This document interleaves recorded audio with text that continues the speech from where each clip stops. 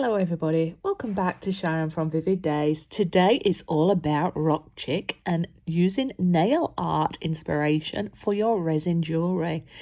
I mixed up standard epoxy resin 1:1 and I added some beautiful black pigment. Now the brand I'm going to show you doesn't exist anymore, but it's an opaque black, and if you've got one of those, use that. I added a little bit of super sparkle white, and that's where you can see a little bit of that glitter coming through. That's a personal choice, but I just wanted to see if it would add value in there. I made sure I didn't overcommit with my resin because I knew I was going to come back and add some UV resin as a top coat. Now the nail foil I'm going to show you here is standard nail art foil that you can get on YouTube or Temu or anywhere else that sells nail art. It's almost like the foil that you can use for gilding.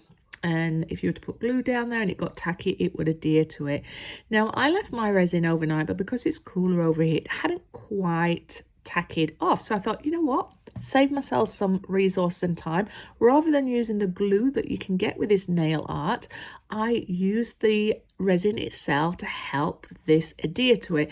Now it was cured but not hardened. It wouldn't come off on your finger, but if I pressed really hard, I could leave an imprint in there. So I thought, let's go on an exploration. You see, as I evolve it, I start slapping it on and get a little bit more adventurous with it. But to start with, I was seeing what happens when I apply. Will it adhere to it if I just slap it on? Do I need to rub it? I didn't want it to be a solid colour. I just knew I wanted it to look like, I don't know, 80s rock, chic or chic. And I purchased this months ago and I've always been going to do this, but I just never got around to it. I seem to have lots of time to buy stuff to make projects in advance. And if I just focused on making the projects with the stuff I've got, I'd probably get content out there more. I'd probably save myself some more money as well. But yeah, that's just me. I don't know what you're like when you're buying your art supplies. Anyway, I think with this, it was just, for the first one, me understanding how is it going to look, how much red do I want in there. I found that I prefer the look of the foil when it's partly used because it gives you that gradient, it gives you that little freckles as well, and so you're not always getting that bold solid colour. When I move on to the next one, you see that I work smarter, not harder, and I attach my jewellery with some masking tape to the little board that I'm using there. Once I thought I'd got the design I wanted, I came and applied some UV resin on top, and I did need to do 2 layers because I wasn't too sure how this would work. So just for this the interest of your time, I'm not going to show you me totally leveling this all out, but it was around just making sure you go around your edges, making sure you're getting that dome effect, and making sure that there's going to be no shrinkage from your UV resin from the edge. So I am not touching the resin for the hand that you can see there, so don't worry, I'm not in contact with it. I'm still being safe. But as I attach my jewellery to the board next time, it makes it a lot easier to work with. But look how cute that was. So we're now going on to a different colour. I lost a little bit of footage here, I'm not going to lie. However, you still get to see the technique I did with the red one. We're going to come in and we're going to do the dome. Each one took 2 coats. So the first one is just to get it flat and make sure that we are starting to build our dome. And the second one is where I finalise and create my dome. The UV resin I'm using took 2 minutes. I mean, look at that. It's so sparkle. What I love about these is when you look at them front on, they can look quite dark, and then when the light captures it, it's as though they come alive and sparkle. So I ended up going with the bronze look for this one. And there are so many ideas going through my head of what I can do, but these are really beautiful, simple to create, but they're actually very eye-catching. And I think these will appeal to quite a different amount of people and generations. And yeah, the world's your oyster. So yeah, if ever you go and get your nails done, get inspired by those nail artists out there. Some of the stuff they do, you can actually bring into your resin work. I am using jewellery that is stainless steel. It's a silver look and it's got a back on it. And I felt for the first time I'm doing this, I wanted to try that first. One, because it I don't know, it just gives me a little bit more control. and it makes it a little bit easier. But yes, you could do one of these both sides with an open bezel. You could do the same colour both sides. You could leave one side black and another one with the colour that you've chosen, or you could rotate your colours on either side. So come back and see more inspiration that I'm doing when it comes to nail art. With the first one, when I put it down, you can see it's got like a very bold triangle look near the area I'm working. I didn't like it aesthetically, and so I kept coming with tiny little bits around it to try and make the edge not look so perfect. I've just shut my system down, so I don't know what I'm talking about. So I'm just going to log back in and come back and do some commentary. Eek. Okay, my video's rolling again. What I was trying to say is I was trying to soften the edge or make it less straight by popping some smaller bits around it. But have some fun. You can work out if you just want to work down one side.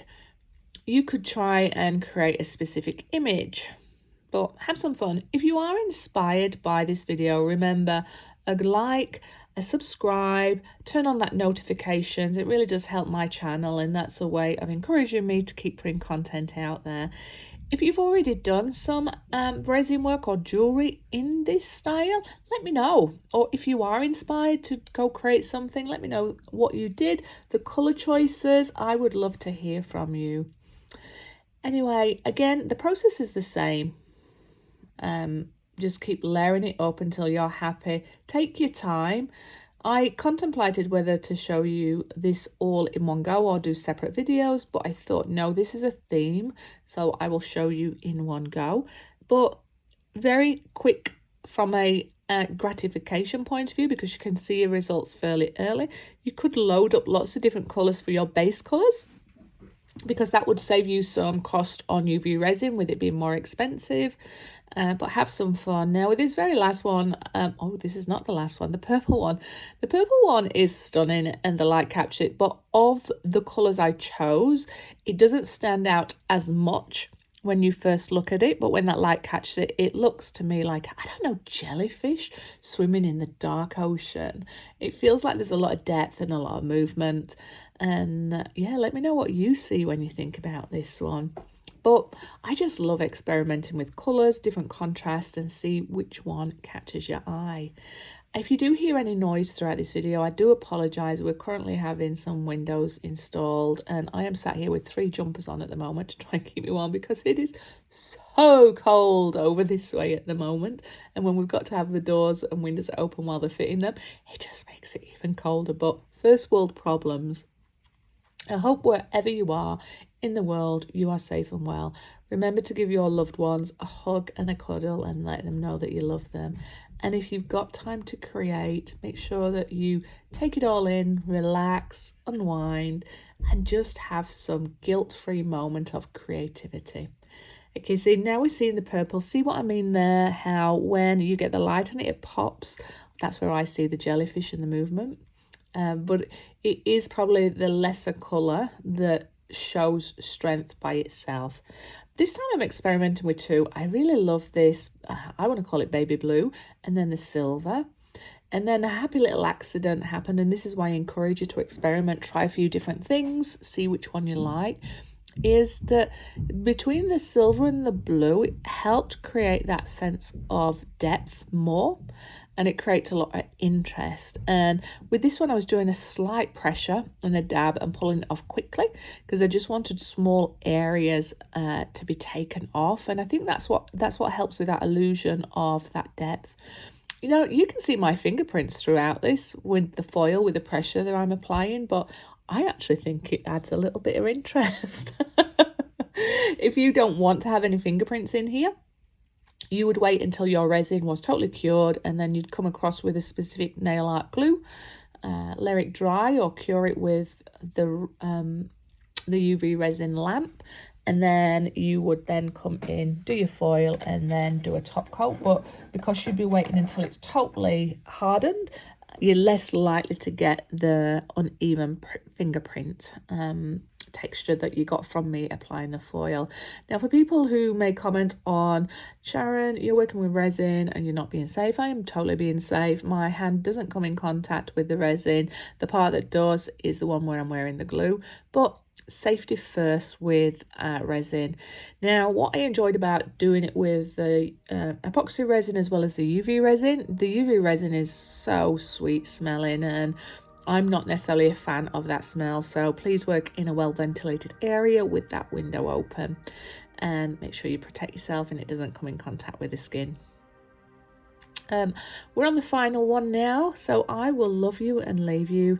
This one I've left it real time so you can see how I work my edges to make sure I get that dome, to make sure it is making contact, and it really does help when you've got it on one of these, I call them lazy Susans over here, where you can spin it down. So you can see as I work on my fourth, or is this the fifth one of these, I got a little bit more efficient with it by putting on my lazy Susan, tacking it down to the board with a little bit of masking tape underneath, and then slowly using my lazy Susan to twist it around and going around it twice to make sure there is contact and there's a beautiful dome. But it was fun creating these. I hope you're inspired. Thank you so much for choosing to spend some time with me, and let me know your thoughts, and I will see you on the next video.